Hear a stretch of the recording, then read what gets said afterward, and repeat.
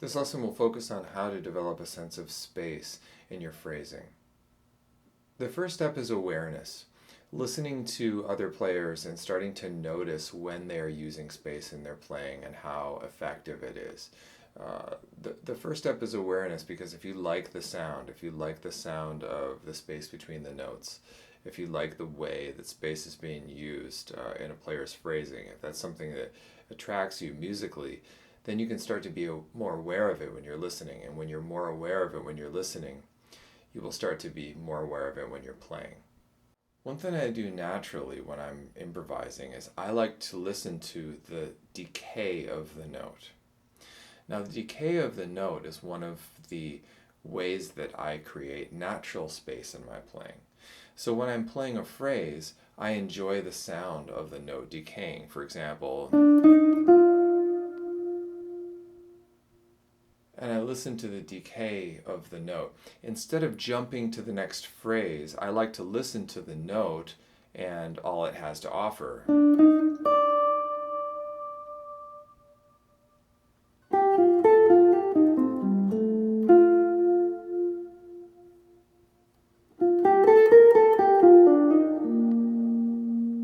like to listen to that end of the note.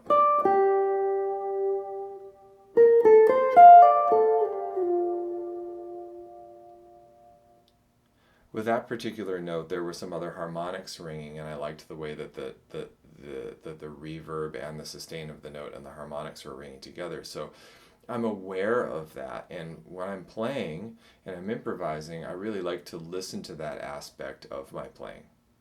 I'm listening to the decay of the note, but also if I have reverb on my guitar, or if I'm in a room that has a natural reverb sound.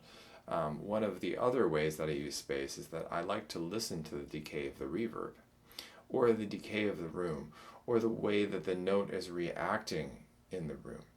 So it's a completely dry guitar sound with a close mic on a speaker. It's a little bit harder to do this, but if you're in a natural space, or you have reverb on your guitar, one of the best ways to create space is just to enjoy the decay of the reverb. Listen to it, wait till it decays, and then, once it's done, then start playing something new.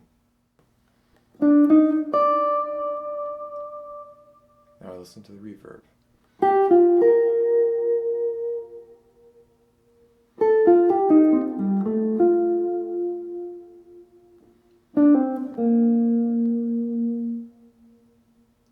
So half of that is the actual decay of the note. Once I'm done, the reverb rings out.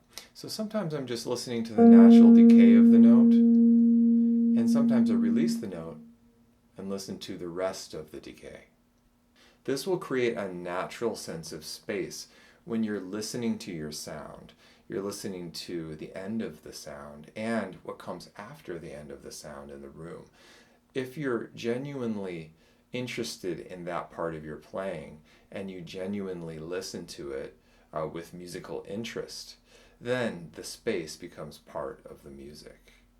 The next thing is to wait until you have an idea in your head. Instead of jumping into a scale or some sort of line that you learned, wait for an idea. So for example, if I'm playing, now I listen to the decay, now I'm going to wait. Now a new idea. Wait for a new one,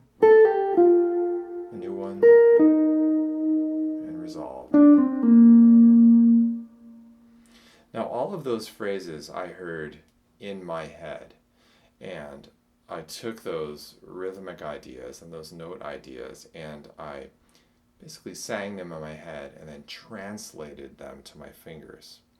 But what I was consciously doing is waiting for my mind to come up with a new musical phrase. Instead of my fingers, again, racing to a scale position or some sort of line or something that waiting for your mind to tell you, okay, this is what you should play, and you sing those pitches and then you translate it. One piece of advice about listening to what you're playing and waiting for a phrase: sometimes the first phrase that you hear will be great. Sometimes it will not be great, and you want to wait and give it some time. Wait until something comes that you really want to play. So let's say I'm playing again in C minor. Now my first idea was to go, which would have been fine, but now I hear that. But what if I skip that and I wait for a new one? I think that was actually better.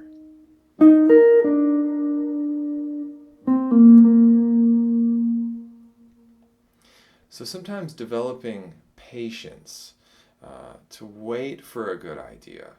And in that time that you're waiting for a nice idea, you're listening to the band, you're listening to, the reverb, you're listening to everything, and you're waiting for that good idea to come.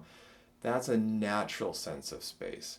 Instead of trying to plan out, okay, I'm going to not play for a measure and then I'm going to play for a measure, etc., which could be a good exercise, by the way.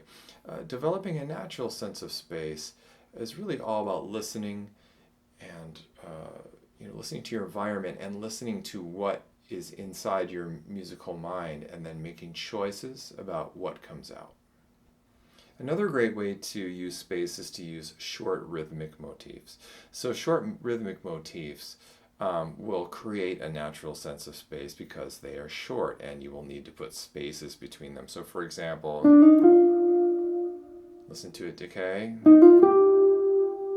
Another one. Now wait. I'm going to wait for the next idea.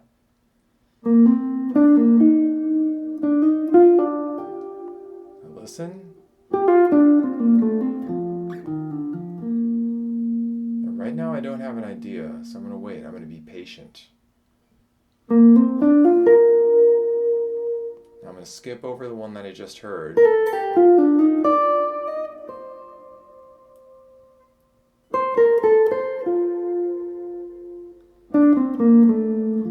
Wait for the idea. Now, if I had rushed through any of that, I don't think it would have sounded as melodic. I don't think it would have the same dynamics. I don't think it would have the same sense of phrasing. I think if I had rushed to the ideas and just kind of let my hands do what they want to do, I think you would have the result of something that maybe you don't want to hear. So this is a very, the short rhythmic motifs and listening to the ends of them, I believe, are a very powerful way to create that natural sense of space.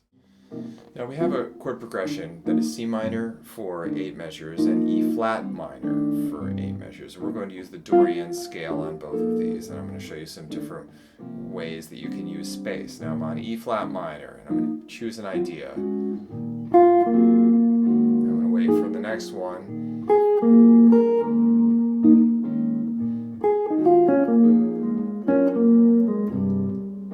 I'm going to wait for that note to decay.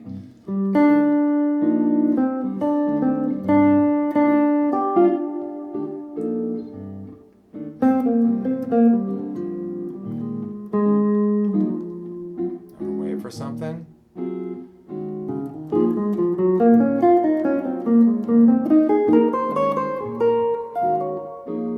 Wait for the next idea. Maybe a rhythmic theme.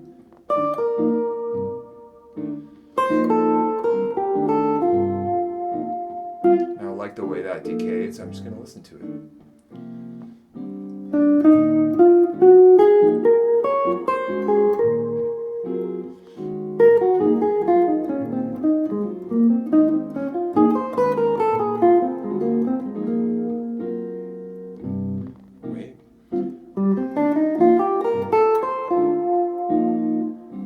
Jump on the first idea. I'm going to wait.